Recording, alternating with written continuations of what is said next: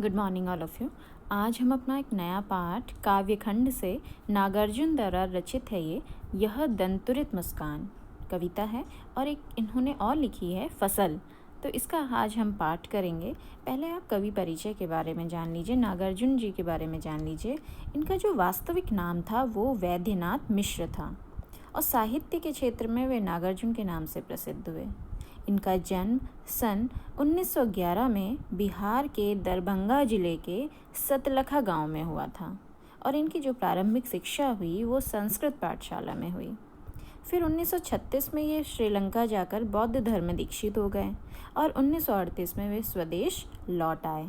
इनका जो स्वभाव था नागार्जुन जी का, वो घुमक्कड़ और फक्कड़ स्वभाव के कारण प्रसिद्ध थे और इन्होंने हिंदी और मैथिली भाषा में लेखन कार्य किया। इन्होंने जितनी भी रचनाएं रची हैं वो हिंदी और मैथिली भाषा में लिखा है। युगधारा, सतरंगे पंखों वाली, हजार हजार बाहों वाली, तुमने कहा था, पुरानी जूतियों का कोरस आदि नागार्जुन की प्रमुख रचनाएं हैं। और इसके अलावा भी इन्होंने कई उपन्यास लिखे जिनमें प्रमुख हैं बलचन्मा, रतिनाथ की चाची, जमनिया का बाबा, उग्र तारा आदि। अब मैथिली भाषा में काव्य रचना के लिए तो इन्हें साहित्य अकादमी पुरस्कार भी प्राप्त हुआ। इनकी जो भाषा थी वो सरल थी, सहज थी, आसानी से समझ में आ सकती थी और इनकी भाषा में तत्सम भी मिलेंगे। तत्सम शब्दावली के साथ साथ देशी, विदेशी और मुहावरों का भी प्रयोग हुआ है। तत्सम आप समझते हैं ना, जो संस्कृत से आए हुए शब्द जिनका प्रयोग ज्यों का त्यों हम हिंदी में करते हैं। अब इनका जो देहांत हुआ वो वर्ष सन 1998 में हुआ था। बेटा अब हम पाठ के बारे में जान लेते हैं, पाठ की रूपरेखा जान लेते हैं। यह दंतुरित मुस्कान पहली कविता हमारी यही है, इसके बारे में जानते हैं। इस कविता के अंतर्गत कवि ने एक छोटे बालक की मुस्कान का वर्णन किया है। बालक की मुस्कान को अमूल्य माना है, जिसका कोई मूल नहीं है। बालक की जो मनोहारी, मन को हरने वाली जो मुस्कान है, उसको देखकर उदासीन व्यक्ति के जीवन में भी रस भर आता है। जो दुखी है उस व्यक्ति के भी मन में, उसके जीवन में भी खुशियाँ आ जाती हैं। ऐसी होती छोटे बच्चे की मुस्कान। साथ ही कवि ने वात्सल्य भाव की भी अभिव्यक्ति कविता में की है। बच्चे की जो कोमल दंतुरित मुस्कान है वो कठोर से कठोर हृदय को भी पिघला देती है, ऐसा इस कविता में कहा गया है। तो चलिए हम अपनी कविता पढ़ते हैं। यह दंतुरित मुस्कान। तुम्हारी यह दंतुरित मुस्कान मृतक में भी डाल देगी जान। धूली धूसर तुम्हारे ये गात, छोड़ कर तालाब मेरी झोपड़ी में खिल रहे जलजात। बरस पाकर तुम्हारा ही प्राण, पिघल कर जल बन गया होगा कठिन पाषाण। बेटा पहले आप शब्दों को समझिए। दंतुरित का अर्थ है बच्चे के जो नए नए निकले हुए दांत हैं और मृतक का अर्थ है मरा हुआ, उदास हृदय वाला व्यक्ति। एक अर्थ ये भी लगा सकते हैं। धूली धूसर, धूल मिट्टी में सने हुए, और गात का अर्थ होता है शरीर। जलजात, कमल का फूल, ठीक है। और परस का अर्थ होता है स्पर्श। पाषाण, पत्थर। चलिए देखते हैं जो यहाँ पे इसका अर्थ है। कवि को बच्चे के नए नए निकले दांतों की मनमोहक मुस्कान में जीवन का संदेश दिखाई देता है। इसलिए वह कहता है कि हे बालक, तुम्हारे नए नए निकले दांतों की मनमोहक मुस्कान तो मरे हुए व्यक्ति में भी प्राणों का संचार कर देती है। तुम्हारी यह दंतुरित मुस्कान मृतक में भी डाल देगी जान। धूली धूसर तुम्हारे ये गात।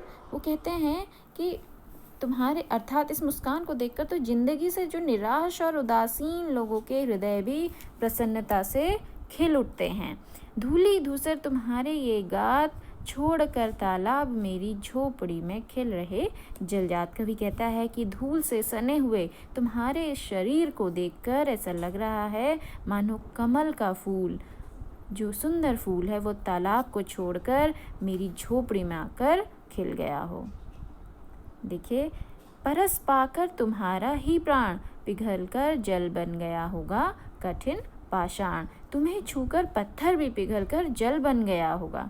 अर्थात पत्थर दिल वाले व्यक्ति ने जब तुम्हारा स्पर्श किया होगा, जब तुम्हें छुआ होगा, तो वह भी पत्थर के समान अपनी कठोरता को छोड़कर विनम्र बन गया होगा। मतलब तुम्हारा स्पर्श इतना कोमल है कि उससे जो पाषाण हृदय है, जो पत्थर हृदय है, वो भी पानी बन गए। मतलब वो तुम्हारे स्पर्श से कोमल बन गए, पिघल गए। आगे देखिए, छू गया तुमसे कि झरने लग पड़े शेफालिका के फूल, बांस था कि बबूल। तुम मुझे पाए नहीं पहचान, देखते ही रहोगे अनिमेष। पहले इस ऊपर की 2 लाइनें समझिए। छू गया तुमसे कि झरने लग पड़े शेफालिका के फूल, बांस था कि बबूल। वो कहता है कि तुम्हारा स्पर्श इतना कोमल है कि बांस या बबूल से भी शेफालिका के फूल झड़ने लगे होंगे। अर्थात तुम्हारे स्पर्श से कठोर हृदय वाला भी सहृदय बन गया होगा। आगे देखेंगे, तुम मुझे पाए नहीं पहचान, देखते ही रहोगे अनिमेष। थक गए हो, आँख लूँ मैं फेर। क्या हुआ यदि हो सके परिचित ना पहली बार, यदि तुम्हारी माँ ना माध्यम बनी होती आज, मैं ना सकता देख, मैं ना पाता जान तुम्हारी यह दंतुरित मुस्कान। अब अनिमेष का मतलब है बिना पलक झपकाए लगातार देखना। फेर लूँ, हटा लूँ। और परिचित का अर्थ होता है जाना पहचाना, माध्यम का अर्थ है सहारा। अब इसका अर्थ समझिए। कवि को बच्चे की मुस्कान मनमोहक लगती है, और जब बच्चा पहली बार किसी को देखता है तो वह अजनबी की तरह उसे घूरता रहता है। तुम मुझे पाए नहीं पहचान, देखते ही रहोगे अनिमेष। थक गए हो, आँख लूँ मैं फेर। इसी कारण कवि बच्चे से कहता है कि तुम मुझे पहचान नहीं पाए हो, इसी कारण लगातार बिना पलक झपकाए अजनबियों की तरह मुझे देख रहे हो।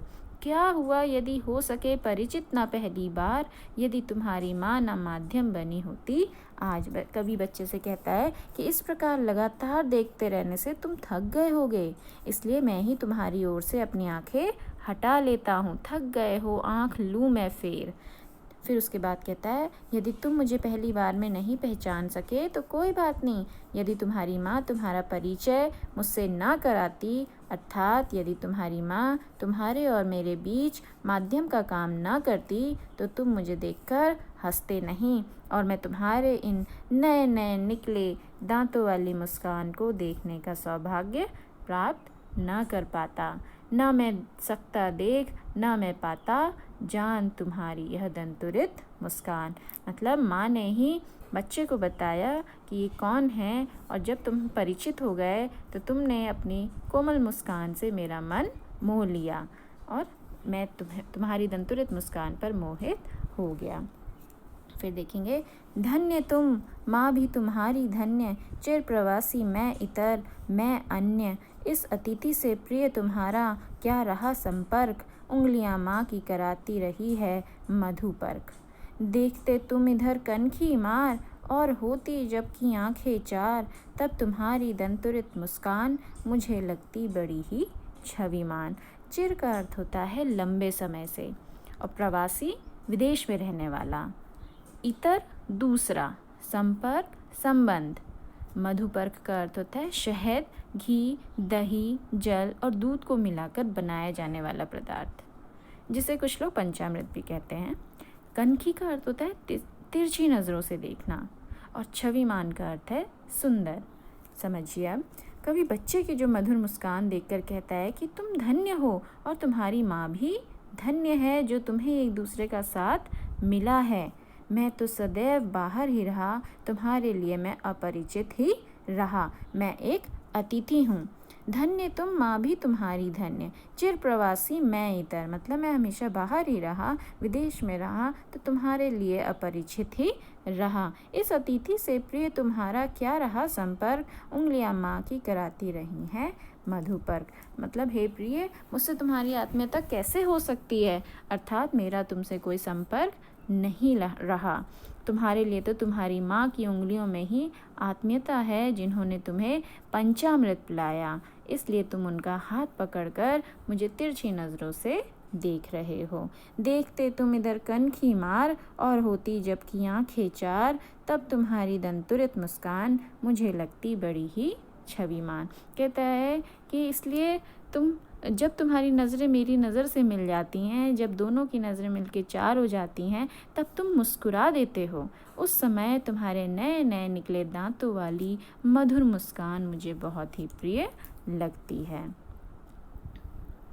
बेटा, अब हमारा ये जो पाठ था ये हमारा पूरा हो गया है। अब जो हम पढ़ेंगे वो फसल कविता पढ़ेंगे, आज ही पढ़ेंगे। पहले इसके बारे में, फसल के बारे में आप इसकी रूपरेखा जान लीजिए। जो फसल कविता है इसमें कवि ने अनेक तत्वों का उल्लेख किया है जिनके सहयोग से फसल का निर्माण होता है। अब कविता में जो फसल के निर्माण में क्या क्या चीज़ें हैं, जैसे किसान की भूमिका है, उसके परिश्रम को रेखांकित करने के साथ ही साथ मिट्टी, जल, सूर्य, हवा आदि सभी के योगदान को भी बताया है। और प्रकृति व मनुष्य के परस्पर सहयोग का ही परिणाम क्या है? फसल। तो चलिए हम अपनी अगली कविता पढ़ते हैं, फसल। एक के नहीं, दो के नहीं, ढेर सारी नदियों के पानी का जादू।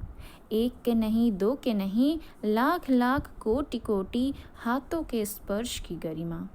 एक की नहीं, दो की नहीं, हजार हजार खेतों की मिट्टी का गुणधर्म। कोटि कोटि का अर्थ है करोड़ों, और स्पर्श का अर्थ होता है छूना, गरिमा का अर्थ है महिमा, और गुणधर्म मतलब स्वभाव। अब यहाँ पे कवि क्या कहते हैं? कवि ने इस बात को स्पष्ट किया है कि जो लहलहाती फसल है उसको पैदा करने में प्रकृति और मनुष्य दोनों का ही पारस्परिक सहयोग होता है।